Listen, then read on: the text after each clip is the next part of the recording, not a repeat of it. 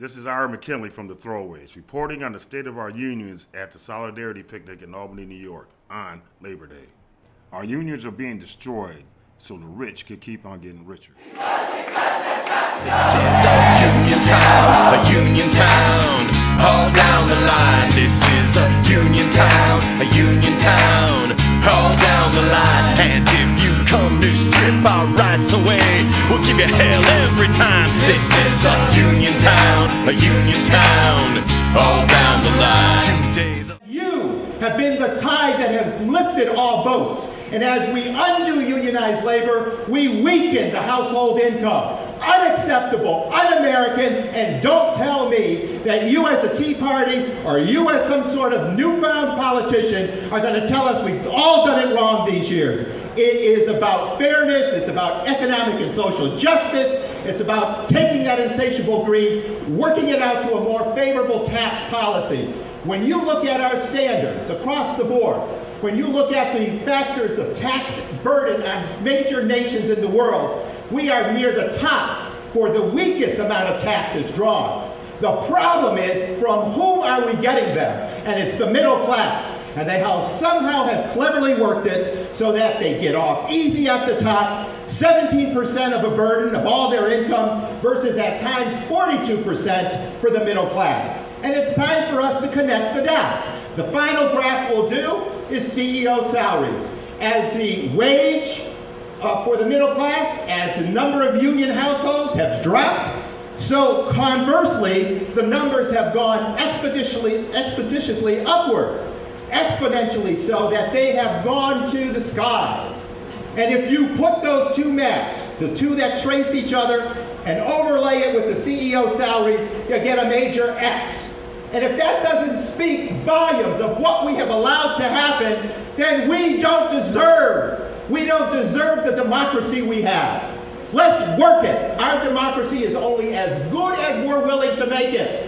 And we all have a role to play. And we need to be forceful. We need to be truthful. We need to bring forth the message that will reach all generations as we go forward. Make a difference. It's now. It is the testing point.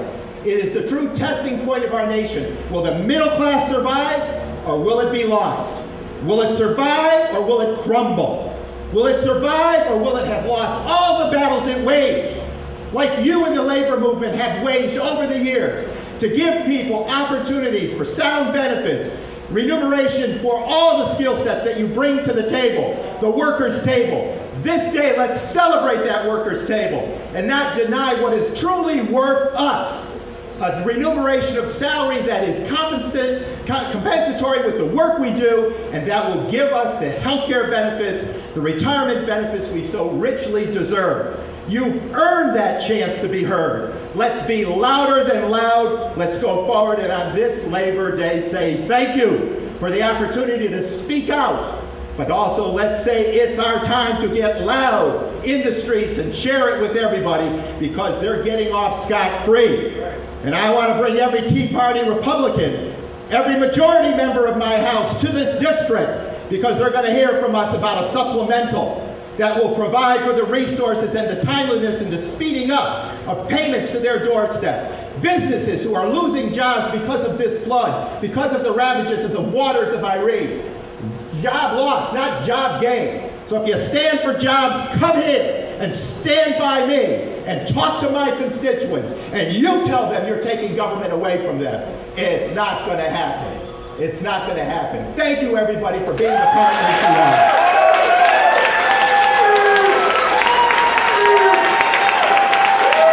Tonko!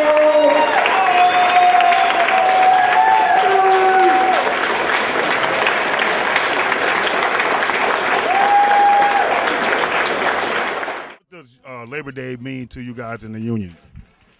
Labor Day to me means 40-hour work week. It means weekends. It means OSHA. It means vacation times, health care, pensions. It means everything that we've gotten in America, child labor protection laws, everything that we've gotten in America has been fought for. What I'm for is job creation. I think we need to push corporate America to basically stop taking these tax breaks and create jobs. That's what I'm for, job creation. I think that there's a terrible attack going on working people and on unions from the right wing of this country. And I think that we need to be very well organized and fight back the way people in Wisconsin did, stand up for our rights that were hard won. People died for those rights. First awardee is a peace activist. His name is Dan Wilcox. He's awarded the 2000. This is a short poem from my little chapel, Baghdad, Albany, and other peace poems. And this poem is called If Peace Broke Out Tomorrow.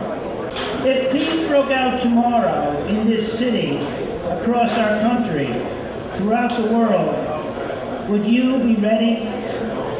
If peace broke out tomorrow, would you be prepared? Like they say, we must be prepared for war.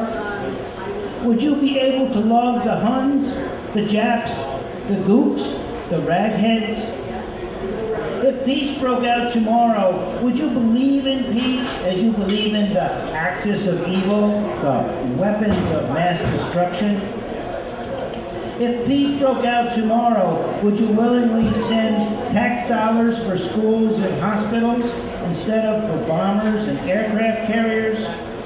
Would you heed the call from the Department of Peace for peacemakers to beat swords into plows? If peace broke out tomorrow, like a flock of white doves dropping olive branches on everyone, would you be ready? Would you enlist? Thank you, everyone, for what you're doing in the community. Thank you, Solidarity.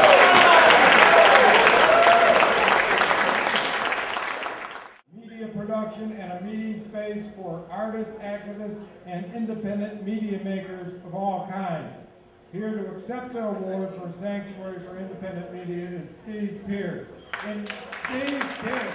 Also, when we get into trouble, we know who we can count on for support. It was only a few years ago when the city of Troy shut us down over the Waffle anti-war art exhibit. And I remember seeing many of you in the protest outside of Troy City Hall. I think the Tax the Rich megaphone was there. We know where our friends are. We know who you are, and we really appreciate it. And if they come to strip our rights away, we'll give them hell every time. This is a union town, all down the line.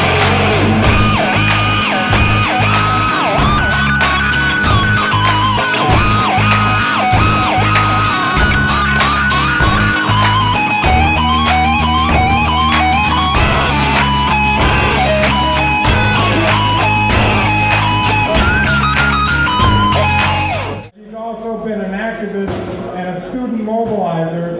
And this year, 2011 Solidarity Student Activist is awarded to Jackie Hayes. Jackie.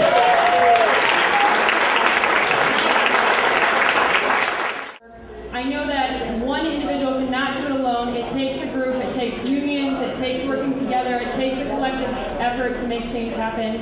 I'd also like to say thank you to Steve Campanelli and James Searle, fellow members of Save Our SUNY.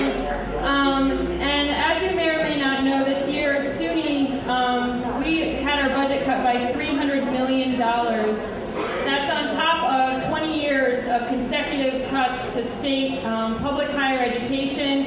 At our campus last year, that meant the deactivation of 5 departments: French, Italian, theater, Russian, and the classics. What does Labor Day mean to you? Labor Day is about the labor movement generally, remembering its history and respecting all of those people who work every day to make sure that you have food on your table, power in your house, the education that you get, all of those things, really respecting them and recognizing that the world we live in today, at least all the good parts, were fought with, blood, sweat, and tears and really long struggles, and all those things can be lost. So it's a day for remembrance. Same question to you, sir. To me, it means that everyone's work is valuable, whether you're a teacher, whether you're a janitor, whether you're a baseball player, whether you're a CEO, that everyone's work in this country and around the world should be valued equally, and that everyone should be rewarded, regardless of whatever education you had or what family you're from. And to me, that's what's most important. Just take a look around, we're a union town. 1, 2, 3, 4, let's go. This is a union town, a union town. All down the line, this is a union town, a union town. All down the line. And if they come to strip our rights away, we'll give them hell every time. This is a union town, a union town. All down the line. All down the line.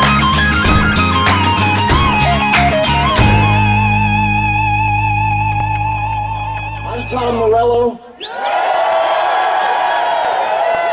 and I'm a union man.